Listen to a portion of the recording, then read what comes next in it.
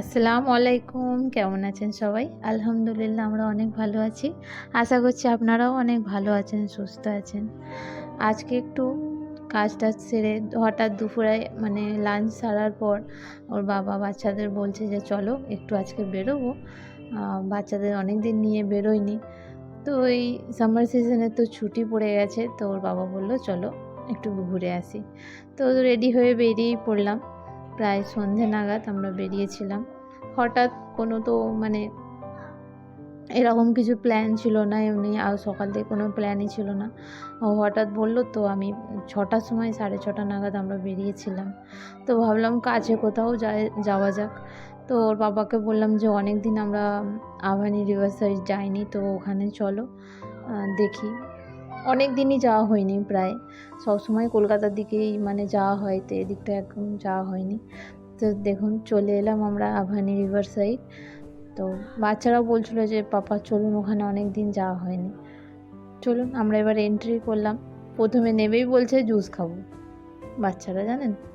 তো ওর বাবা বলল যে, আমি বললাম যে, "আগে চলো একটু ভিতরে ঘোরো, ভিতরে অনেক কিছু আম ভিতরে আছে, রেস্টুরেন্ট আছে, ওখানে খেয়ে নেবে, কোনো অসুবিধা নেই, ভিতরে চলো।" আমার কিছু সেরকম নেবার ছিল না, এমনি হঠাৎ প্ল্যান যে বাড়িতে বসে বোরিং লাগছে, চলো একটু ঘুরেই আসি, এরকম। তো ভাবলাম যে চলো কিছু ভালো লাগলে নিয়ে নেবো, সেটা কোনো ব্যাপার নয়।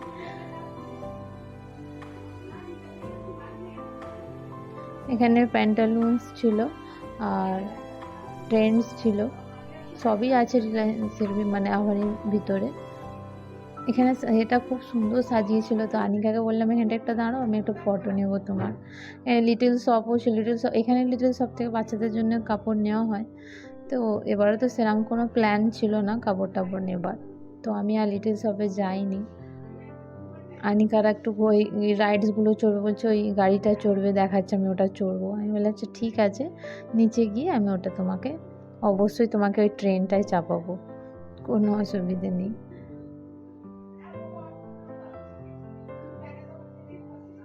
প্রচুর বিরক্ত করছে, কিছু দেখতে দিচ্ছে না।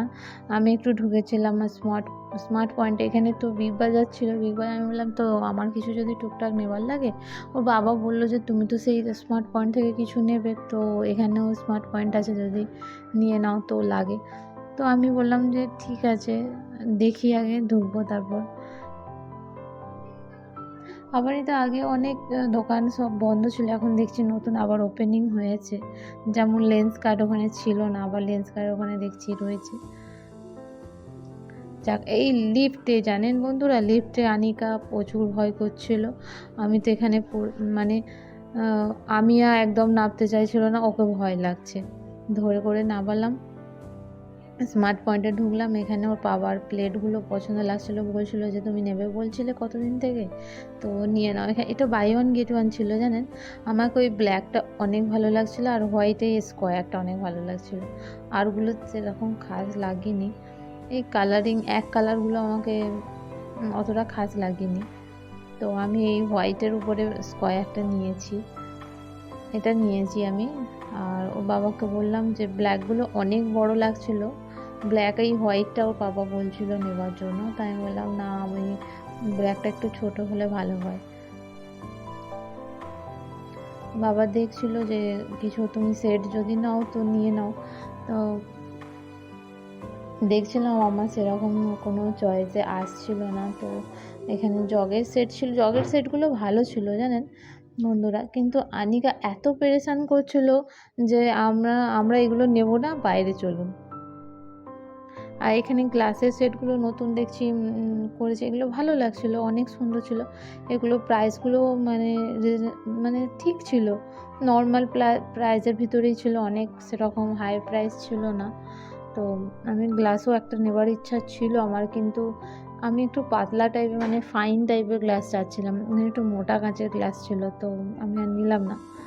বাইরে বেরোলাম, ওখানে ভিডিও করতে অ্যালাউ না করছিল, তো স্টাফগুলো সব বারণ করছিল যে ভিডিও করবেন না। তো আমি আর ভিডিও করলাম না, সামথিং টুকটাক নেওয়ার ছিল ওখান থেকে সব নিয়ে নিলাম। নিয়ে এসে আমি নিচে বসলাম, আমি আমি এখানে বসছি, তোমাদের যেটা ভাল লাগে করো। তা আমি একটু মোমো অর্ডার দিল, আমিও বলছে আমি একটু মোমো খেয়ে নেবো। আর আনিকার জন্য, আনিকা কি অর্ডার দিয়েছে, এটা ভেজ মোমো ছিল। আমি বললাম বাইরে চিকেন মোমোটা খাবার কোনো দরকার নেই, ভেজ মোমোটা নাও। কিন্তু টেস্টি ছিল, আমি একটা ট্রাই করলাম, একটু ভালো ছিল। এখানে 6 পিস দিচ্ছিল, 6 পিসে আপনার কত 100 টাকা প্লেট নিয়েছে। যাক ঠিক আছে মোটামুটি, তবু অনেক রেটটা অনেকই বেশি। কেন ভেজিটেবলসের রেটটা যদি এত বেশি হয় তাহলে চিকেনের কত পাবে। ভেজ মোমো ছিল ওটা যেহেতু। আর ওর পাপা কফি খুঁজছিল, ওখানে কফি ছিল না, তো আমাকে বলছে বাইরে চলো, বাইরে কফি আছে। ওখানে দেখেছি মানে আমাকে কফি নালে টি একটু লাগবে, তার মানে এরা খেয়ে ফিনিশ করে নিক, বাইরে গিয়ে আমি খাবো, আমি এখানে খাবো না, আমাকে পছন্দ হচ্ছিল না মানে খাবার। বাচ্চারা একটু নাস্তা করে নিল।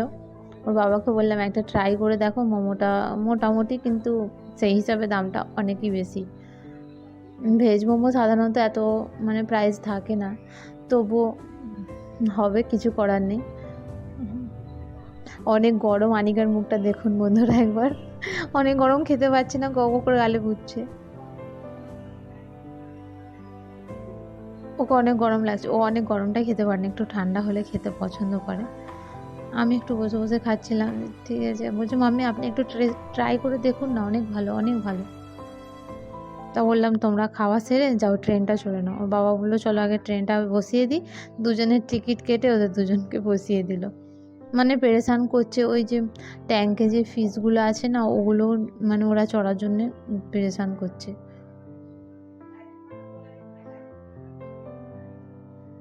ওই ট্যাঙ্কে যে ফিসগুলো আছে, বলছে মাম্মি আমি এটাই পা দিয়ে বসা যাবে?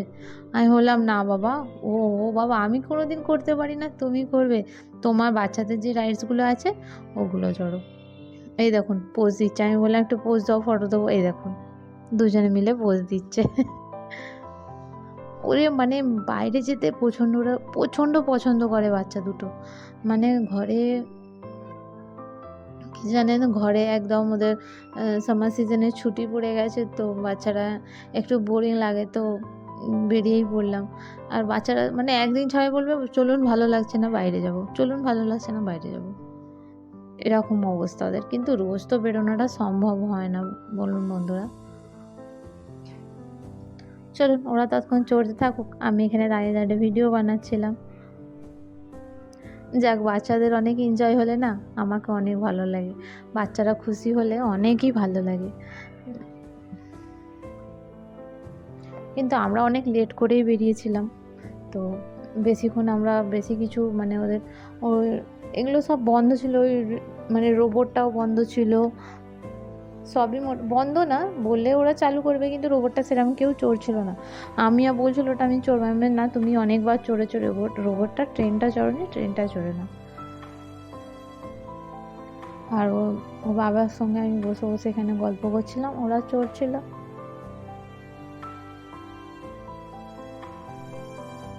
বাচ্চারা হ্যাপি হলে গার্জেনরা তো হ্যাপি হবে, বলুন। ওরা যখন অনেক খুশি থাকে না, মানে মা বাবার মনে অনেকই একটা আলাদা আনন্দ যে আমার বাচ্চাকে এটা দিতে পেরেছি, তো ওরা অনেক খুশি, এনজয় করেছে। আর বাচ্চাদের যদি দিতে না পারি তো মা বাবারও ওটা মনটা অনেকই মানে খারাপ হয়ে যায়, যে বাচ্চা আমার বলেছিল আমি দিতে পারিনি। এটা সব মা বাবারই ফিলিংসে হয়। আমি ওটা আগে জানতাম না, বুঝতাম না, যখন মানে মা হয়েছি এটা অনুভব করেছি। মানুষ পরিস্থিতিতে কতটাই বদলে যায়, বলুন বন্ধুরা। এটা সবাইয়েরই ক্ষেত্রে, মানে আমারও যেটা মানে কি জানেন, মা বাবা যখনই হয়েছি মা বাবার ফিলিংসটা বুঝতে শিখেছি, কিন্তু যখন মা বাবা হয়নি, যখন বিয়ে হয়নি, তখন এই ফিলিংসটা আসেনি, কিছু বুঝতামই না, ভাবতাম এই জীবনটাই সবসময় এইভাবেই চলবে। কিন্তু ওটা না, মা বাবা হয়েছি, গার্জেন হয়েছি, তো সেই দায়িত্বই আমরা পা দিয়েছি, দায়িত্ব নিতে শিখেছি। তো দায়িত্ব যখন নিতে শিখেছি, দায়িত্বটা তো পালন করতেই হবে।